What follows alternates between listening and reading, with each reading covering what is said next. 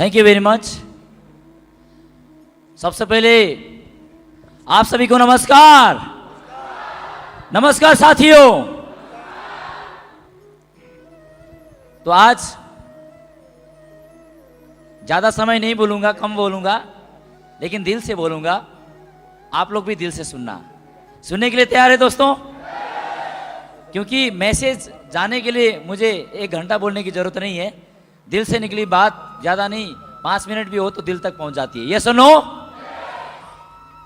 तो आज 2 शब्द बोलने से पहले परमपिता परमात्मा ईश्वर, जिनकी आशीर्वाद की वजह से आज मुझे इतना बड़ा मंच में सम्मान मिला और जो कुछ भी मिला उसके लिए मैं बहुत बहुत धन्यवाद देता हूं ईश्वर को। और साथ ही साथ मेरे माता पिता जिन्होंने मुझे धरती पर जन्म दिया, उन्होंने संस्कार दिया, जिनकी आशीर्वाद और संस्कार की वजह से आज जो कुछ भी हूं मैं उन्हीं की बदौलत हूं। तो मैं चाहूंगा एक बार मेरे माता पिता के लिए भी एक बार जोरदार ताली होना चाहिए। और इस हॉल में बैठे हुए प्रत्येक माता पिता के रूप में बोलना चाहूंगा, पिताजी ने जन्म दिया, लेकिन मेरा उम्र जब 17 साल का था उसी टाइम मुझे छोड़ के चले गए संसार से। बहुत दुख हुआ, मैं रोया भी, 1 महीने तक मैं बहुत रोया भी, अकेले में भी रोया। लेकिन मैंने अपने आप को, मेरे पिताजी कभी भी संसार से गया नहीं है, ऐसा अपने आप को अनुभव कराने के लिए मैंने एक ही चीज़ सोचा, वो एहसास को मैंने कभी भूला नहीं। क्योंकि मेरे पिताजी आर्मी में नौकरी करते थे और कई महीनों बाद छुट्टी आते थे, तो ऐसा लगता था कि अभी पिताजी नहीं है तो फिर ड्यूटी चले गए, ऐसा महसूस होता था मुझे। तो मैंने ऐसे ही मान लिया। अभी तक 17 साल तक, 18 साल की उम्र तक तो मैंने पिताजी के एहसास के साथ ही मैंने जिया। तो आज पिताजी संसार में नहीं रहे, लेकिन उनका एहसास जीवन भर रहेगा। मेरा खून में उनका है ना बास है, तो मैं हमेशा मेरा पिताजी का मैं नाम रोशन करूंगा, ऐसा मैंने सोचा दोस्तों। और मेरे माँ जिन्होंने मुझे जन्म दिया, तो उनका मैं कर्ज चाहे कितने भी कहूँ मैं कभी नहीं चुका सकता। आज मेरा माँ यहाँ पर उपस्थित नहीं है।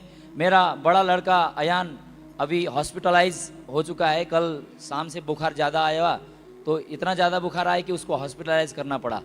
तो मेरा माँ अभी उनको बच्चे को देखने के लिए उधर में है, तो माँ ने आज हमारा सम्मान नहीं देख पाया। तो माँ का इतना बड़ा दिल होता है, तो बोला तुम्हारा सम्मान से बड़ा भय ये बेटा को देखना, तो मैं इसमें खुश हूँ। माँ का दिल तो माँ की माँ ही होता है। ये सुनो। तो एक बार मेरे माँ के लिए भी जोरदार ताली होना चाहिए। Thank you.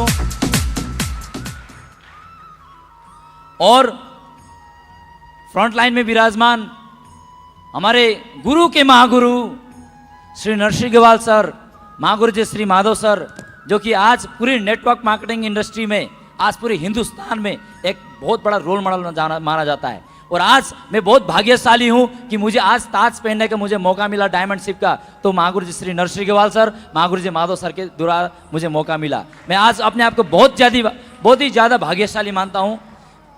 हमारा डायमंडशिप का सेलिब्रेशन तो 25 मार्च 2020 को ही डिक्लेयर हो चुकी थी, लेकिन हमारा पेशेंस चेक किया गया। लेकिन आज मुझे पता लगा जो भी होता है अच्छे के लिए होता है। तो आज ताज जो पोसी हुआ, बड़ा मतलब दिल बाग है, जिसको मैं बयान नहीं कर सकता शब्दों से, आप समझ सकते दोस्तों। सही है। Thank you very much. साथ ही साथ जितने भी हमारे महागुरु जी हैं, श्री मत्स्यन सर, श्री सुनील सर और मेरे बड़े भैया, जितने भी हमारे फ्रंट लाइन में बैठे डायमंड लीडर्स, साथ ही साथ श्री परशुराम सर, सभी को मैं बहुत बहुत धन्यवाद और प्रणाम चरण स्पर्श बोलना चाहूँगा। Thank you very much. तो मेरा अंदर से ये कृतज्ञता है आपके प्रति। और इस हॉल में उपस्थित प्रत्येक व्यक्ति जिनकी वजह से, जिनकी आपकी कंट्रीब्यूशन की वजह से, आपकी उपस्थिति की वजह से आज ये डायमंड सेलिब्रेशन हो पाया, इसका सबका ये आपका हाथ जाता है। तो मैं चाहूंगा इस हॉल में उपस्थित प्रत्येक व्यक्ति के लिए एक बार बहुत बहुत धन्यवाद। जोरदार तालियां दोस्तों। Thank you very much.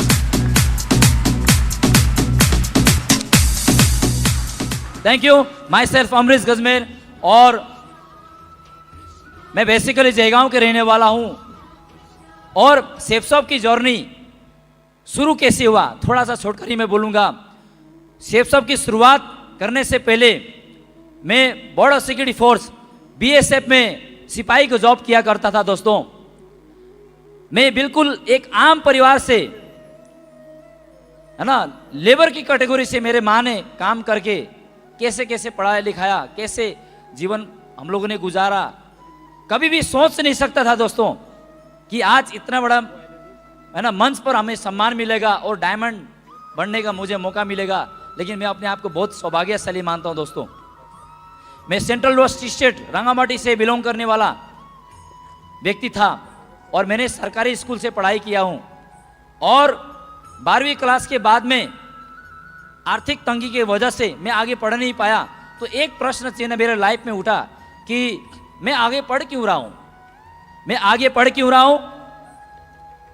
क्योंकि जीवन को बेहतर बनाने के लिए, जीवन के बेहतर कैसे बनाया जा सकता है, नौकरी पाने के लिए, नौकरी पा करके और अच्छा सैलरी मिलेगा तो नौकरी तभी मिलेगा जब मैं अच्छा पढ़ाई कर सकता हूं, यस और नो।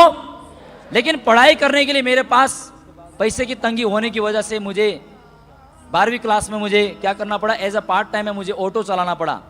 2 साल मैंने ऑटो ड्राइविंग करते करते दोस्तों मैंने अपना जिंदगी का शुरुआत किया और वहां पर उतना बड़ा सम्मान नहीं मिला, लेकिन मजबूरी में मुझे ऑटो चलाना पड़ा। लेकिन शौक था मेरे पिताजी के जैसा फौज में जाने का, सही है, और प्रयास करते करते 2009 में मेरा बीएसएफ में जॉब लग गया दोस्तों और मैं बहुत खुश हुआ। और जैसे कि हर कोई एक मन में उम्मीद जगाता है दोस्तों, हर कोई इस हॉल में बैठे हुए शख्स जब उनकी जीवन में बहुत कठिन परिस्थिति चल रहा होता है आर्थिक परिस्थिति की वजह से, या अच्छा घर ना होना, अच्छा मकान ना होना, अच्छा जमीन ना होना, या फिर पैसे की तंगी, यस और नो। तो ऐसे ही मैं नौकरी करते करते 6 साल सर्विस हो चुका था, लेकिन आर्थिक तंगी चल रही थी, हर चीज लोन पर, जमीन भी लिया लोन पर, और लोन चुकाते चुकाते हमारा समय कब 25 साल 30 साल निकल जाता है और उम्र 20 साल से कब 50 साल हो जाता है पता ही नहीं चलता है दोस्तों, यस और नो।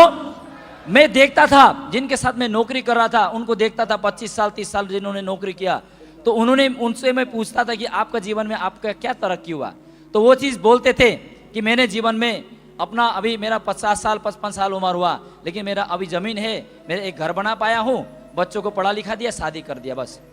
तो अभी आपका 25 साल 30 साल नौकरी हुआ, फिर भी आप नौकरी कर रहे हैं, क्या आपको परिवार के साथ में रहने का दिल नहीं करता है? बोलते हैं करता है, लेकिन आर्थिक परिस्थिति अभी भी समस्या में है। तो दोस्तों मैं बताना चाहूंगा दोस्तों कि 30 साल 40 साल नौकरी करने के बाद भी हमेशा हमारा आर्थिक तंगी वजह रहता है, जिसकी वजह से हमारा पूरा का पूरा पीढ़ी साल दर साल हम लोगों का क्या है, गरीबी में बीत जाता है, यस और नो।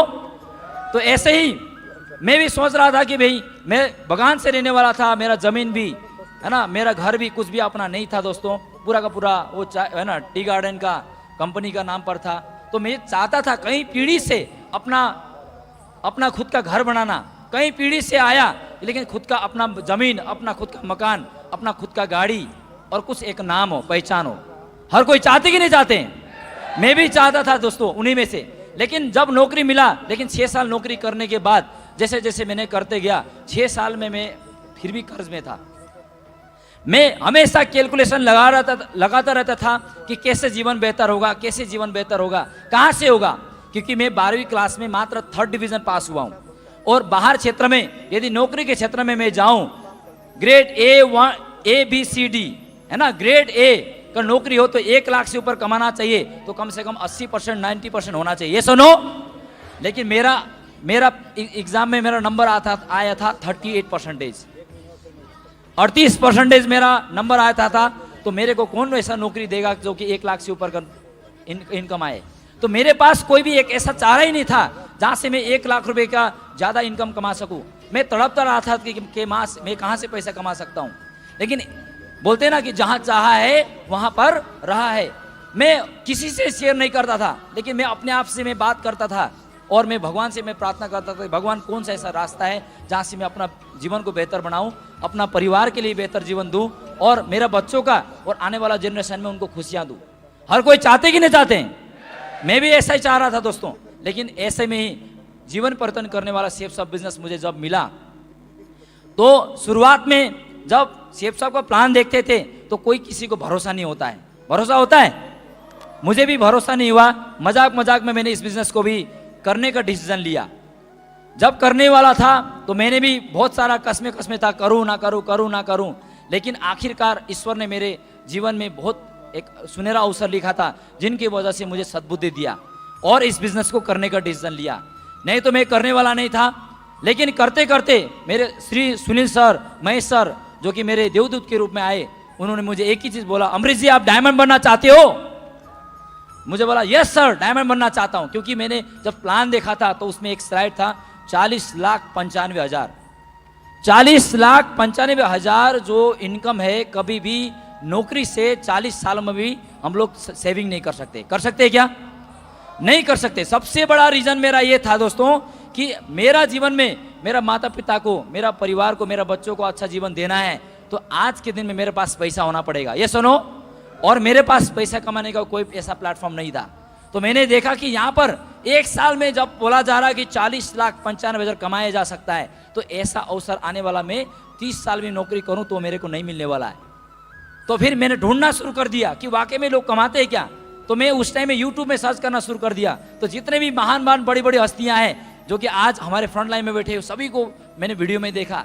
तो मैंने एक बार सोचा कि विश्वास करने से परिवार का सपना पूरा हो सकता है, विश्वास करने से यदि गरीबी मिट सकता है, और विश्वास करने से आजादी मिल सकता है, तो एक बार विश्वास कर लेना चाहिए। यस और नो? तो मैंने एक बार क्या किया कि विश्वास नहीं करने से मैं जहां है वहीं रह जाऊंगा, लेकिन विश्वास करने से यहां पर मैं आगे बढ़ूंगा तो मेरा जीवन बदल सकता है। तो मैंने विश्वास किया और मैंने निर्णय लिया, और गुरुजी ने एक मंत्र दिया था, आए तो बेस्ट नहीं तो नेक्स्ट। अमरीश जी इस बिजनेस में टिकना है तो सबसे बड़ा चीज क्या है, जितना ज्यादा ये सुनने में आप खुश होते हो, ये सुनने से ज्यादा खुश मत होना, उस दिन आप डायमंड नहीं बनोगे। लेकिन जितना प्लान दिखाने के बाद लोग नो बोलते, उतना ज्यादा जिस दिन आप उसको सहना शुरू कर दोगे, उस दिन आप डायमंड जरूर बनते हो दोस्तों।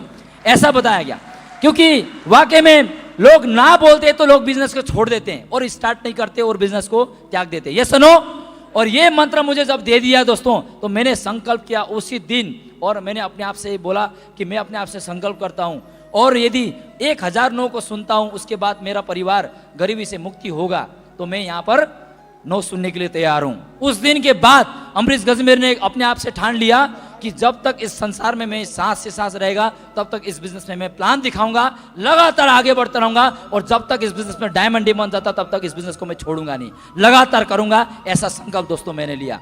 और उसी दिन लोग बहुत बड़ा संकल्प कर लेते हैं, लेकिन संकल्प बीच में छूट भी जाता है। ये सुनो, टूटता है, लेकिन मैं अपने आप से, मेरा अपना संकल्प टूटे ना, इसी वजह से मैंने एक बहुत बड़ा भगवान का मैंने व्रत लेना शुरू कर दिया, श्री हनुमान जी का।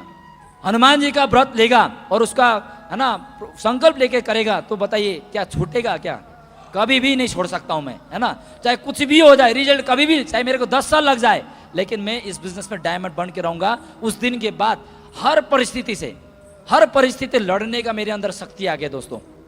सही है? तो मैं एक मंत्र में एक ही देना चाहूंगा, वाकई में दोस्तों, इस बिजनेस में जब ज्यादा चेक बन रहा हो, जब ज्यादा तरक्की आप कर रहा हो, है ना, उस टाइम तो हर कोई टिक जाता है, लेकिन जब आपके जीवन में विषम परिस्थिति आए, जब चेक नहीं बन रहा हो, लोग नो बोल रहा हो, लोग लगातार है ना आपको नो बोल रहा हो, लेकिन उस टाइम में आप इस बिजनेस को छोड़ना नहीं, लगातार आप करते जाएंगे तो जरूर आप लोग डायमंड बनेंगे दोस्तों। सही है? हर कठिन परिस्थिति में दोस्तों, क्योंकि 5 से 10 साल यदि हम टिकते हैं और नो सुनने के बाद हर परिस्थिति में हम टिकते हैं, लेकिन 10 साल के बाद आने वाला हमारा 7 पीढ़ी का जीवन बदल जाता है, तो हम एक बार टिकना चाहिए कि नहीं चाहिए? है ना? जो नौकरी कर रहा है, जो काम कर रहा है, करिए, लेकिन उसको करने के बाद इसको करना है।